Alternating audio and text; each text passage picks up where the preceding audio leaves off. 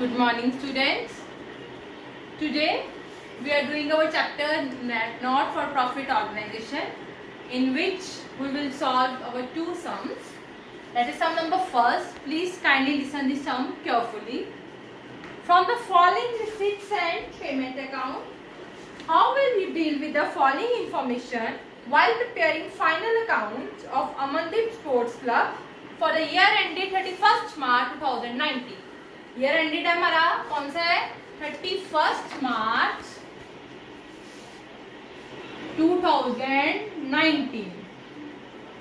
Okay, year ended है हमारा. Receipts and payment account हमें गिवन है. बेटा receipts and payment account is just like the cash account. Means जो आपको इंफॉर्मेशन गिवन है रिसिट्स एंड पेमेंट में वो किसके अकॉर्डिंग होती है, कैश अकाउंट की तरह होती है. जैसे आपको गिवन है to sale of sale material, book value कितनी है 20,000, यू हैव सोल्ड इट 26,000. आपको गिवन है बाय क्रेडिटर्स, आपको गिवन है बाय कैश परचेज. ये सब आपको क्या गिवन है, कैश अकाउंट की तरह गिवन है. ठीक है बेटा.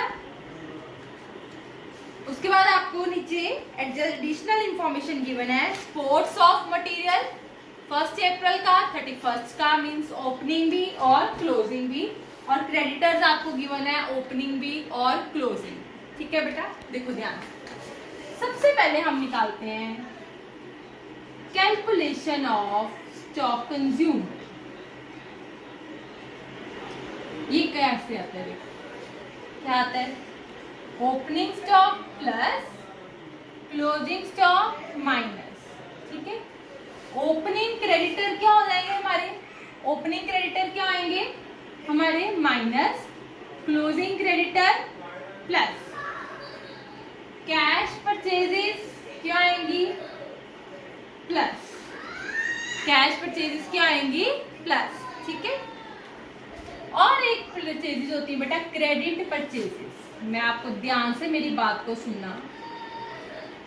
अगर आपको सम में ओपनिंग क्रेडिटर या क्लोजिंग क्रेडिटर दो इंफॉर्मेशन है तो आप इसी को रिकॉर्ड करोगे. ठीक है. ओपनिंग भी है और क्लोजिंग भी है. वरना आप क्या रिकॉर्ड करोगे, अपनी नेट क्रेडिट परचेजेस. ठीक है बेटा. मैं आपको एक बात बताती हूँ, हमेशा वैसे बेटा हमारी क्रेडिट परचेजेस ही रिकॉर्ड होती है. ठीक है. अब क्रेडिट परचेजेस कौन से अकाउंट से आती हैं, क्रेडिटर्स अकाउंट से. मेरी बात को ध्यान से सुनो. अगर आपको सम में ओपनिंग और क्लोजिंग क्रेडिटर गिवन है और परचेजेस के रिलेटेड कुछ भी गिवन नहीं है तो आप ओपनिंग और क्लोजिंग क्रेडिटर को रिकॉर्ड करो. अगर क्रेडिटर्स की इंफॉर्मेशन भी गिवन है तो आप क्रेडिट परचेजेस को रिकॉर्ड करोगे. क्लियर.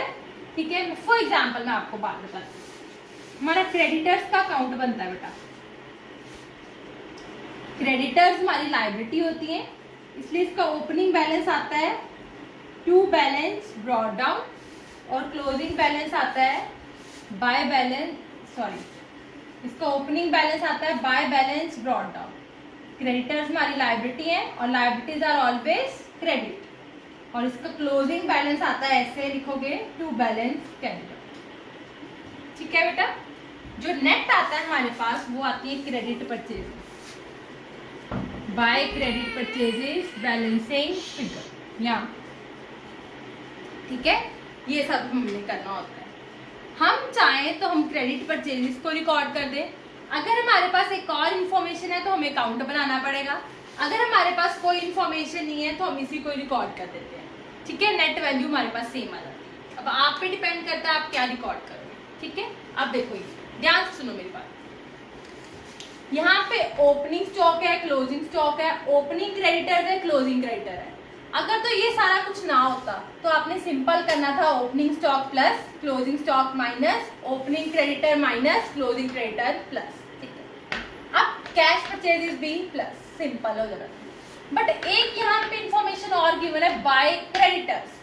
इसका मतलब है creditors account debit to cash account. मैंने आपको पहले बताया receipt and payment account is just like cash account. तो एंट्री क्या बन गई, creditor account debit to cash account.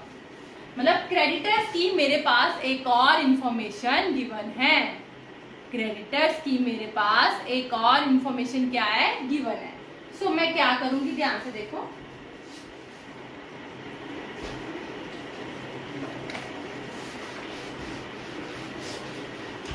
Entry बताओ पहले क्या होगा। Creditors account debit to cash account. कितने पे किए क्रेडिटर्स को, 61,000। एक कैश परचेजेस है कि एंट्री आएगी, purchases account debit to cash account, that is 10,000। Then अगर क्रेडिटर्स की कोई और इंफॉर्मेशन ना होती तो मैंने ओपनिंग क्रेडिटर माइनस और क्लोजिंग क्रेडिटर प्लस कर देती, ठीक है।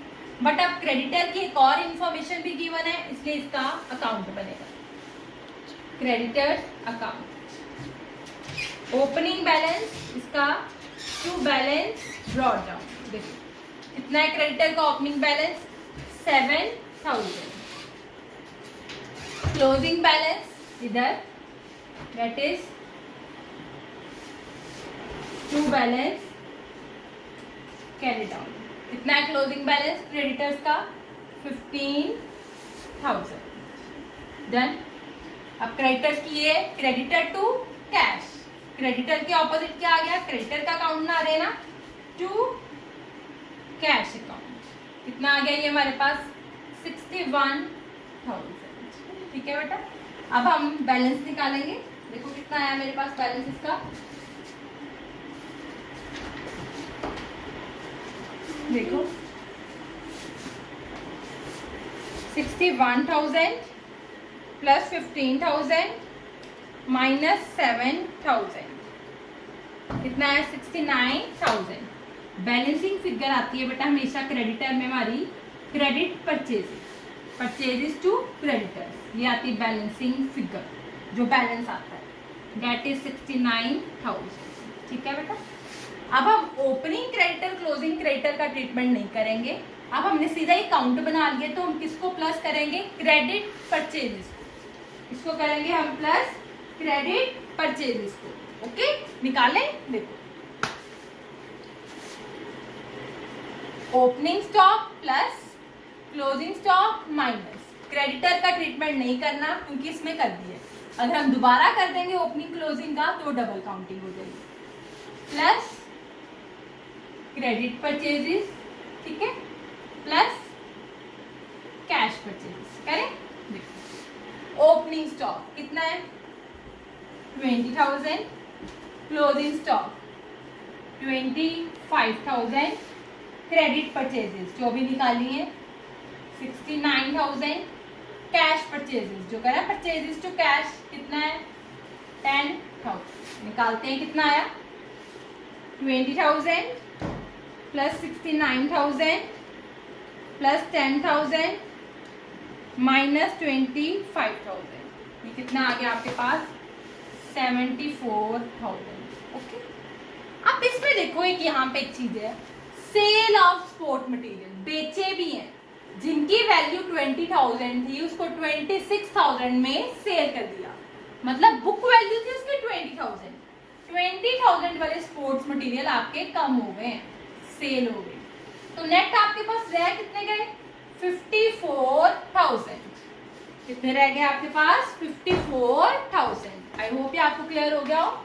अब देखो अब हम बनाते हैं अपना इनकम एंड एक्सपेंडिचर, इसको शो भी करना ना, income and expenditure account for the year ended लिख लेना, एक्सपेंडिचर अमाउंट, इनकम अमाउंट, ठीक है। अब आपके पास ये क्या आया स्टॉक कंज्यूम, ये कहाँ आएगा इनकम एंड एक्सपेंडिचर की एक्सपेंडिचर साइड पे, कितना स्टॉक इस साल कंज्यूम हुआ 54,000। ओके। एक ये चीज 20,000 के स्टॉक को आपने कितने का सेल किया 26,000 का, तो 6,000 आपको क्या हो गया प्रॉफिट। प्रॉफिट कहाँ आता है इनकम एंड एक्सपेंडिचर की income side, by profit on sale of sport material that is 6,000. Is it okay? I hope ये आपको क्लियर हो गया हो. अब हमने बनानी है इस सम में बैलेंस शीट. मैं एंट्रीज रब कर रही हूँ, यहाँ बैलेंस शीट बनानी. Balance sheet is simple. Closing balance sheet बनानी है किस डेट की? 31 मार्च 2019. Liabilities, amount, assets, amount. Closing ये चीज देखनी मैंने. Closing creditor, closing stock. Closing stock कितना आ गया एसेट साइड पे? Closing stock of sports material कितना आ गया? 25,000. और क्रेडिटर्स कितने आ गए? 15,000. 31 मार्च 2019 के डाल दिया मैंने. आई होप ये आपको सारा सम क्लियर हो गया हो. Still if you have any problem then you can call me. Sum number 2. इस सम में बेटा आपको सब्सक्रिप्शन निकालनी है, सो प्लीज इस सम को बहुत ध्यान से सुनना. Subscription in areas 31 March 2018. Areas means outstanding subscription. बहुत ध्यान से सम को सुनना, ठीक है? Areas, subscription in areas means आपको 31 मार्च 2018 लास्ट ईयर हमने अकाउंट बनाना है 2019 का. ये हमें सब्सक्रिप्शन गिवन है लास्ट ईयर. पिछले साल की आउटस्टैंडिंग है 900. लास्ट ईयर की आउटस्टैंडिंग क्या है? 900. ध्यान सुनो, देखो आगे एक ये पॉइंट सुनो पहले. फिर है subscription received in advance 31 March 2018. Received in advance at the beginning of the year, ये प्लस हो जाएगी हमारी. आगे subscription received during the year. ये पॉइंट सुनो, दो पॉइंट जो इसमें सुनने वाले हैं. ड्यूरिंग द ईयर कितनी है देखो ध्यान से. एक है बेटा हमारी सब्सक्रिप्शन 18-19 की. 2018-19 में 39600 रिसीव की है, जिसमें से 17-18 की है 800. 18-19 की नहीं पता. 19-20 की है हमारे पास 1900. टोटल है हमारे पास 39,600. ये चीज हमें subscription receive during the year, जिसमें से 800 है आपकी 17-18 की और 1900 है 19-20 की. तो इस साल की कितनी हो गई? 800 माइनस 1900, 36900. ये चीज पहले मैंने निकाली. Is it okay? अब देखो मैं आपको एक पॉइंट समझाती हूँ. इसमें जो पॉइंट है आपने ऐसे करना है बेटा. एक जो पिछले साल आउटस्टैंडिंग थी ना सब्सक्रिप्शन, उसमें से 800 आपको मिल गया है. कितना आपको मिल गया है? 800. 900 में से 800 you have received this year. Received this year. और जो 100 है इज स्टिल आउटस्टैंडिंग. वो अभी भी आउटस्टैंडिंग है. ये किसमें इंक्लूड है? It is included in outstanding of current year. ये इस साल की आउटस्टैंडिंग में ऑलरेडी इंक्लूड है. ओके, मेरी बात समझ लग रही है? ये जो है आपको मिल गया है, ये अभी आपको मिलना है. ये किसमें इंक्लूड है? आउटस्टैंडिंग ऑफ करंट ईयर में ऑलरेडी इंक्लूड है. ठीक है. सो जब मैंने सम करना है, मेरे पास दो ऑप्शन है. Subscription receive during the year, मैंने सिर्फ यही उठाना है 18-19 का. टोटल नहीं उठाया, मैंने इसको लिया ही नहीं. अगर मैंने इसको लिया ही नहीं तो मैं outstanding at the beginning minus भी नहीं करूंगी. अगर मैं इसको इंक्लूड ही नहीं कर रही तो इसको डिडक्ट भी नहीं करूंगी. Is it okay? हम डिडक्ट तभी करते हैं ना क्योंकि उसमें इंक्लूड होता है, हमें नहीं चाहिए तभी डिडक्ट करते हैं ना. अगर मैंने इसको उठाया ही नहीं है तो इसको माइनस भी क्यों करूं? बात वही आनी है. मैं इसको उठा लूं फिर इन दोनों को क्या कर दूं, उसमें से माइनस कर दूं. ठीक है. अब मैं इसको ही नहीं उठा रही, सीधा करंट ईयर का ही उठा रही हूँ 36900. सो इन दोनों को मैं माइनस नहीं करूँ. अब ये उठाओगे तो दोनों को माइनस कर देना. ठीक है, फिर भी 36900 कर देगा। ओके, आप देखो पहला पॉइंट है subscription in areas on 31 March 2018 outstanding at the beginning of the year. क्या होता है हमारा माइनस, क्या होता है माइनस।